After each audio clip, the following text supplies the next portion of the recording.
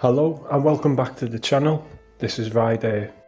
This video is going to be asking the question if Lloyd Banks is one of the greatest rappers of all time. In short, Lloyd Banks has had a storied career. Banks was a part of one of the biggest rap groups in the early 2000s. Commercially, he's a multi-platinum selling rapper. His catalogue of mixtapes is one of the most revered ever. He also has 3 studio albums, each with hit records on them, and is also considered one of the most lyrical rappers to come out of the East Coast ever. But is all this enough to be considered one of the greatest of all time? Now, going along to answer this question, first we have to separate Lloyd Banks from G-Unit. Now, being a part of G-Unit did introduce the mainstream to Lloyd Banks, but it's important to note that Banks had a career before G-Unit and after G-Unit. Banks first started rapping years before he met 50. He fell in love with rap at an early age and he would spit freestyles as a teenager. He became one of the best freestylers in Queens, and this introduced him to Tony Yayo, and they bonded over a mutual love of rap.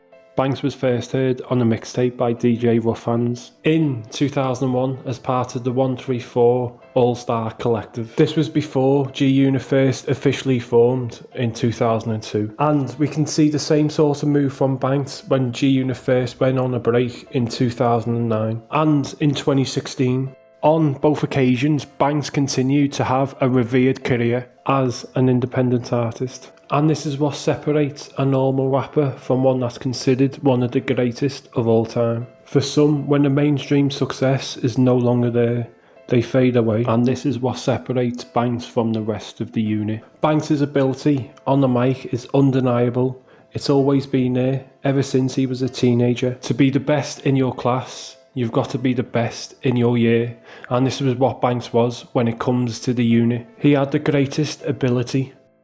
Even though 50 was the start of the unit, it was Banks that was the best. Most G-Unit fans hold him as the best lyrically on the 50 Cent Is the Future mixtape, as the best on the Beg for Mercy album, as the best when G-Unit reformed in 2014. Banks was the most lyrically inclined in the unit. So by being the best in the unit, this moves on the conversation of Banks being one of the best of all time.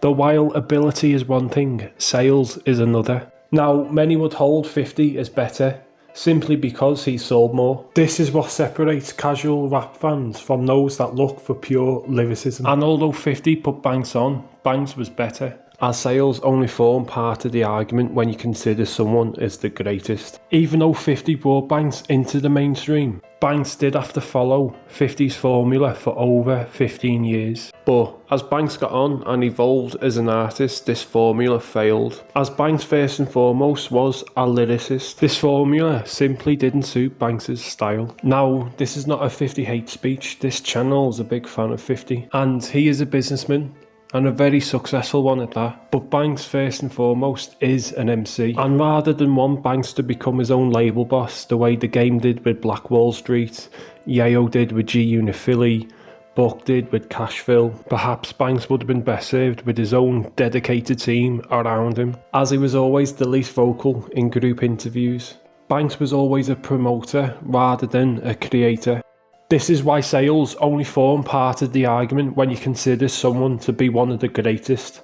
And Banks was not in charge of his commercial releases for over 15 years, until he left in 2018. From 2010 to 2020, no other artist under G-Unit released a commercial album, except 50, and that's despite Buck going platinum, Yayo going platinum, and Banks going platinum. So this is why, when we think of Banks as one of the greatest, we consider the constraints he was under at G-Unit. And why this is important.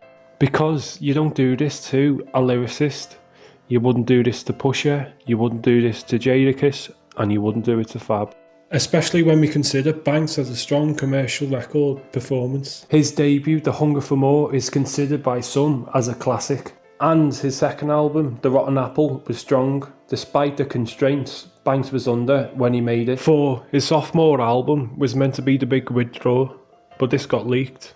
And his third album, The Hunger for More 2, was a big success as well, despite being released at a time when gangster rap was on the decline. And each of his albums spawned successful singles: On Fire, Hands Up, and Beamer Benz or Bentley, respectfully. All of them got in the top 100. When we consider Banks' commercial career, we've also got to consider Interscope dropping the ball a number of times. 50 had negotiated a contract so good with Interscope for Banks, Buck and Yayo that they got paid $750,000 for each album, and at certain points they refused to invest in them despite having 3 platinum selling rappers on their roster. They only focus on 50 despite them being a unit. So when Banks left for EMI in 2009 and dropped Be More Benz or Bentley in 2010, it gained so much traction that Interscope tried to sign him back. But Banks refused and chose to stay independent. And this is a mark of being great, choosing to be independent instead of selling out. Even EMI dropped the ball as well. They undershipped The Hunger for More too. Both EMI and Interscope dropped the ball. They had one of the most lyrical rappers of the early 2000s. And the fact that these relationships didn't blossom into the 2010s is a major mistake for the labels. So when we evaluate his commercial career, we've got to take into account 50's control over his output and EMI and Interscope both dropping the ball on numerous occasions. These are some of the problems that come with being signed to a major label. Despite all this, what brings Banks into contention as being one of the greatest is his loyalty. Before the fame, he was loyal to G-Unit on the streets, as confirmed by one-time G-Unit affiliate Bangum Smurf. By the time G-Unit got into the mainstream, Banks was down for all of 50's beefs. He got at the Locks, Murder Inc., Terror Squad, Makemusic, everyone. In all these beefs he brought his pen game, and this added an arsenal to 50's weaponry. But to be fair, this was by no means a solo effort. All of the unit brought their A game when it came to beef. But it's Banks that brought the lyrical finesse. Now while at certain points DMX, Busta Rhymes, Dre, Obi Trice, D12, a plethora of rappers joined in 50's defence, it was Banks that was always there. And that's not to forget that Banks was the youngest in the unit, with notable disses such as Showtime going against The Game, Death Wish going against Jadakiss and Fat Joe, and Officer Down, which went against Rick Ross and Maybach Music, and is considered by some as one of the best diss records of all time. Lloyd Banks lyrically destroyed most of his opponents, even against big hitters such as The Game, Jadakiss and Styles P. Banks held his own, if not bettered them. But what makes Banks most loyal is the fact that he's never gone to 50, despite all of 50's songs, tweets and Instagram posts about him. Now, if we look at rappers of this day and age, the Migos have gone against 300, Lil Uzi Vert has gone against DJ Drama, and this is at a time when they're both on top of their respective careers. They can drop an album whenever they want, whereas Banks at various points over the last 20 years had opportunity and right to go at 50, but he always chose to stay loyal. And that trait puts him in the position as being considered as one of the greats. But such loyalty took a toll on Banks' early career. Now, whereas the Nas and Jay-Z beef divided New York, 50's beefs isolated the unit against the rest of New York. Banks and the rest of the unit found it hard to network as they couldn't collaborate much outside of the shady Aftermath and G-Unit umbrella. So, for collaboration, they had to look internal rather than external. And when we think of longevity for lyrical rappers, they need those networks. They need those connections to widen their fan base. Because if we look at lyrical rappers from the 2000s, especially those that came from New York, they only got 2 or 3 albums on a major label, but they were able to sustain their success and relevancy through networking. So perhaps if Banks was able to network more extensively in his early years, and with the backing of a major label behind him, he would have had a longer and more sustained career in the mainstream. But the mainstream aside, Lloyd Banks has had one of the best mixtape careers ever. And that's not to forget, the pause in Banks' mainstream career also coincided with a general decline of gangster rap in the mainstream.